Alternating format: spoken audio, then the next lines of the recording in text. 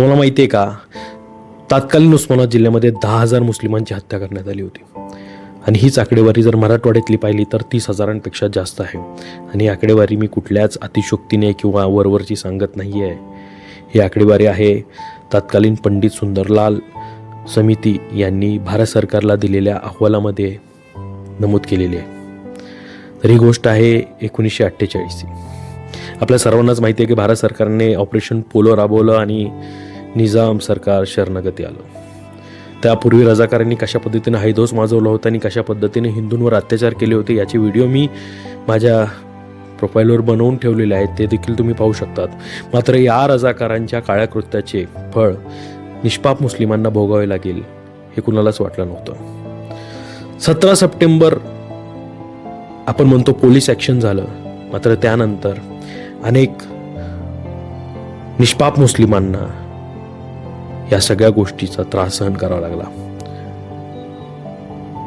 नेमकं काय घडलं, नेमकं काय घडत होतं या सगळ्याची माहिती घेण्यासाठी भारत सरकारने म्हणजे पंडित जवाहरलाल नेहरू यांनी एक समिती स्थापन केली, ती म्हणजे पंडित सुंदरलाल समिती. आणि त्यांनी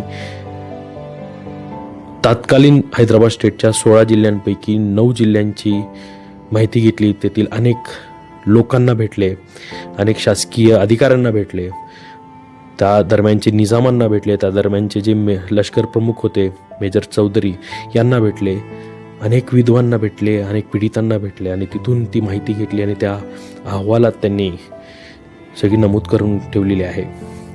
तर त्यांचं असं म्हणणं आहे की या 16 जिल्ह्यांपैकी जे 9 जिल्हे होते, ज्याच्यामध्ये आपल्या मराठवाड्यातील उस्मानाबाद जिल्हा, नांदेड जिल्हा, परभणी, औरंगाबाद मोठ्या प्रमाणात प्रभावित झाले होते.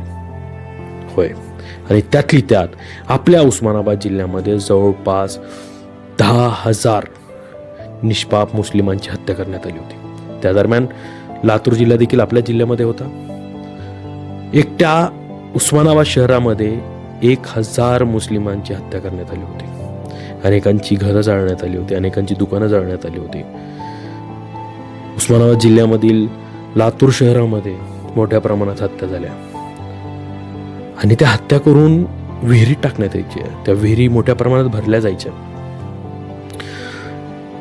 इतकं वाईट चित्र. मोह्यामध्ये जवळपास 127 हत्या करण्यात आल्या. मून तालुक्यातील मानकेश्वरमध्ये अशाच पद्धतीने हत्या करण्यात आल्या. बीड जिल्ह्यात पुढील व्हिडिओ भाग 2 मध्ये.